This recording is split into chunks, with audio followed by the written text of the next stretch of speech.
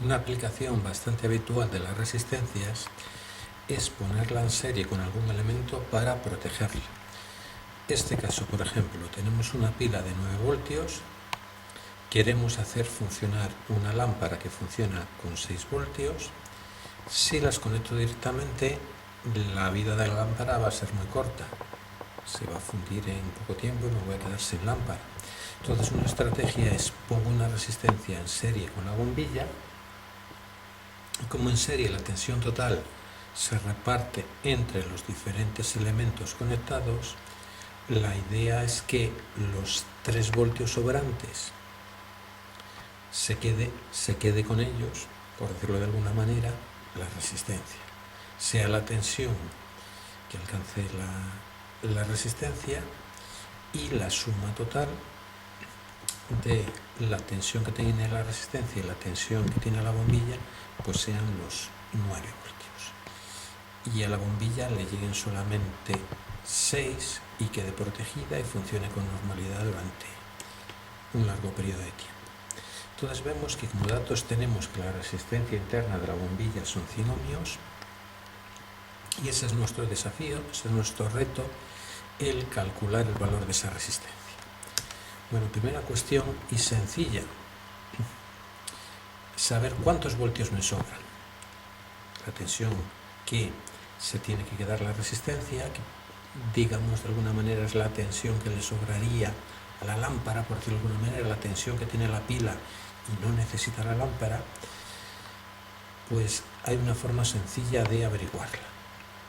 Resto el valor de la tensión total que tengo, de los voltios totales que son los que pone la pila, que son 9 voltios. Le resto los voltios que necesita la bombilla para funcionar. 9 menos 6, 3 voltios. Yo sé que esa resistencia ha de ser tal que se produzca en ella una caída de tensión de 3 voltios.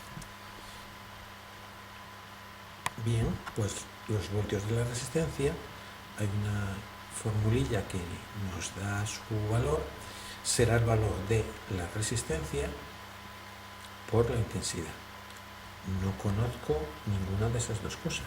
Yo sé que UR, los voltios que quiero que haya en la resistencia son 3. Pero yo el valor de esa resistencia no sé cuál es mi incógnita. Pero el valor de la intensidad tampoco. Yo no tengo una incógnita, tengo 2. Pues parece un caso difícil porque no puedo resolver una ecuación con 2 incógnitas. Pero si observamos un poco con cuidado, vemos que la resistencia total de ese circuito será la resistencia que yo estoy buscando, que estoy calculando, que no sé su valor, más la resistencia de la lámpara.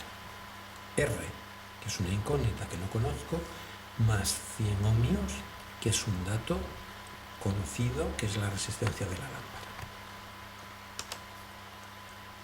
La intensidad, al ser un circuito en serie, recordamos un poco, en un circuito en serie, la intensidad que va por todos sus elementos es la misma y es la misma que la intensidad total. Bien, entonces la intensidad total será la tensión total entre la resistencia total. La tensión total son 9 voltios, que es la tensión de la pila, y la resistencia total del circuito es R, que no lo conozco, que es una incógnita, más 100. Esa es la resistencia total de ese circuito. Luego empiezo a sustituir números que conozco y 3. Esto sale de esta formulilla. VR, que son 3, es igual a R, no lo conozco, no sé su valor, por I. ¿Y cuánto vale I? Pues 9 entre R más 100. ¿Y qué ocurre ahora? Que originalmente parecía que yo tenía 2 incógnitas, R e I, pero he puesto I en función de R y resulta que ahora lo único que no sé es el valor de R.